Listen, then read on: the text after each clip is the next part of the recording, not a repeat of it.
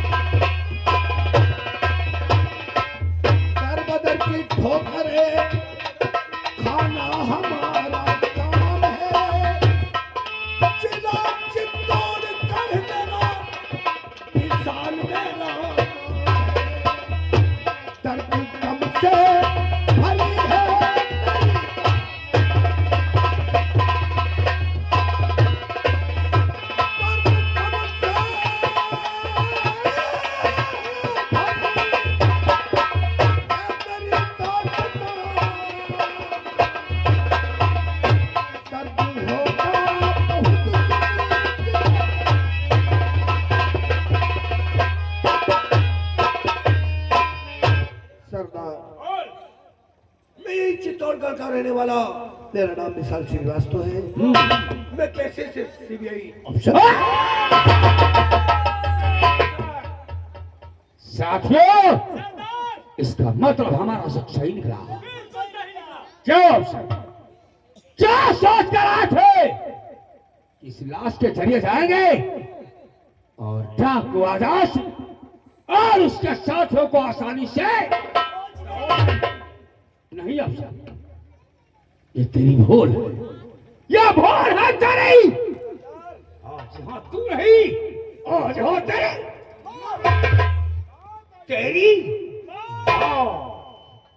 Garment के कारखाने की बनी हुई बारूद सिर्फ गरीब बेसहारा मजलूम और मासूमों पे चली है। गुनहगारों के सीने पे चलने में से भी आखिर तू कहना क्या चाहता है? हाँ, मैं वही अफसर हूँ जो डाकू आजाद सिंह को गिरफ्तार करने के लिए बीड़ा उठाया। सोचा था ऐसे नामवर डाकू को गिरफ्तार करूंगा, उसके गुनाह के मुताबिक कानून से उसे सजा दिलाऊंगा और जेल से रिहा कराऊंगा। इंसानियत की दुनिया में लाऊंगा तो उसके बदन से बगावत का लिबास उतार कर शराफत का चोला पहना दूंगा। लेकिन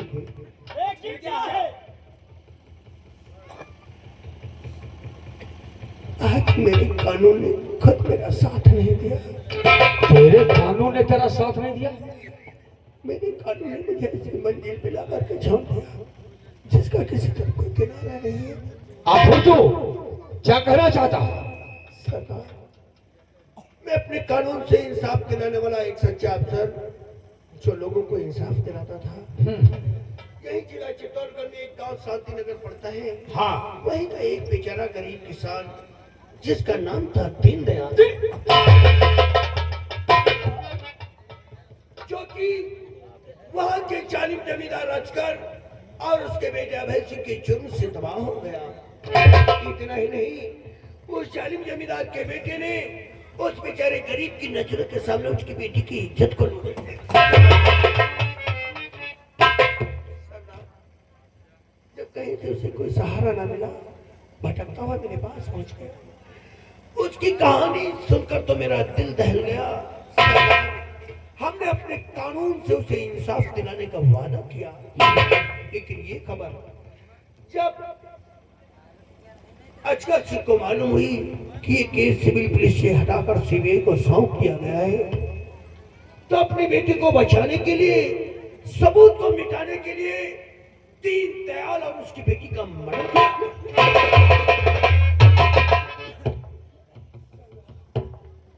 लेकिन ये मदद करते हुए मेरा दोस्त रामलाल, जिसने पूरा वीडियो बना लिया, मेरे दोस्त को आजकल के बेटे अभय सिंह ने देख लिया। सोचा ये मोबाइल, ये वीडियो कोर्ट पहुंच गया तो मुझे उम्र कैद या फांसी की सजा हो जाएगी। अपनी जान को बचाने के लिए, सबूत को मिटाने के लिए मेरे दोस्त को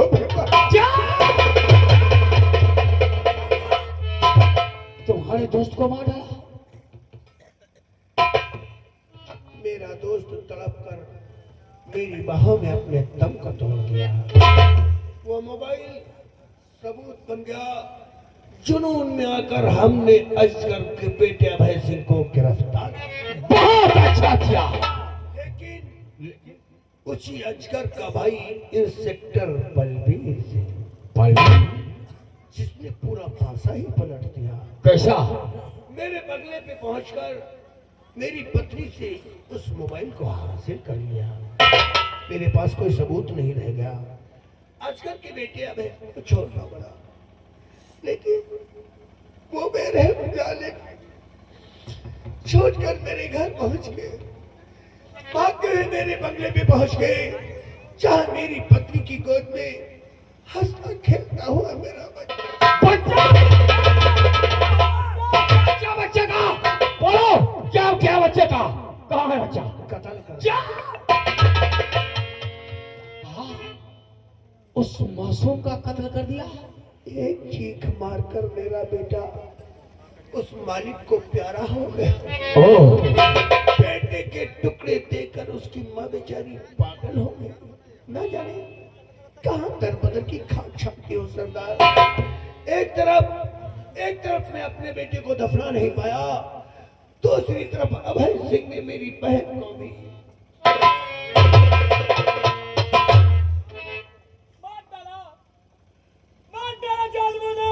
आज एक और मासूम की जान ले ली।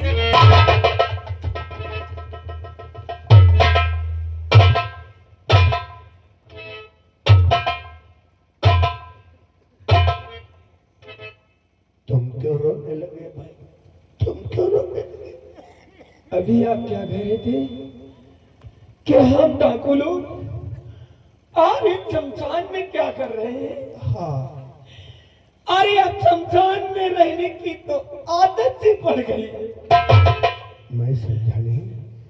जहाँ पे तुम्हारी बहन की लाश पड़ी है, उसी के पड़ोस में दो ये जो ताजी चिताएं जली पड़ी है, ये किसी और की नहीं बल्कि इस बदनसीब की बहन और भाई।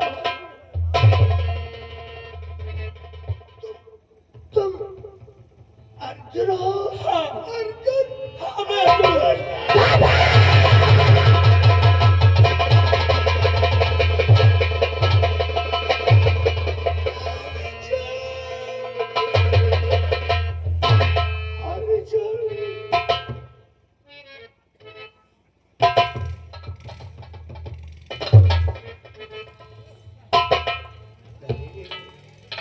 मत रो मेरे भाई, मत रो। नहीं, रोया नहीं जाता है, रोया नहीं जाता है। मुसीबत में सब्र से काम लिया जाता है। वक्त तो इंसान पे ही आता है, वक्त का काफिला आता है और चला जाता है। इंसान अपनी मंजिल पे। देख, तेरे पिताजी को इंसाफ दिलाने के लिए मेरा क्या हाल हो गया। मैं घर से बेघर हो गया, मेरा आशियाना बेगाना हो गया, मेरे अपने मुझसे जुदा हो गए। अर्जुन दादा, तेरी मेरी मंजिल एक है।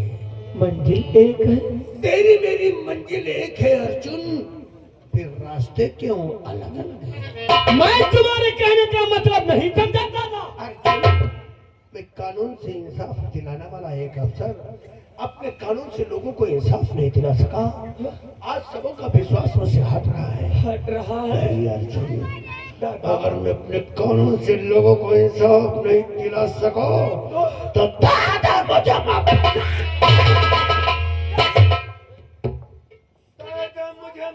भवानी, मैं भवानी को हाथ में लेकर मैं लोगों को इंसाफ दिलाऊंगा। सरदार, अगर ऐसा नहीं करोगे तो एक विशाल आपके कबीले से जिंदा वापस नहीं जाएगा। इसी पहाड़ी से कूद कर अपनी जान। नहीं विशाल, नहीं, तुझे मरना नहीं, तुझे जीना होगा। तो मुझे माफ भवानी। विशाल, अगर तुझे डाकू बनकर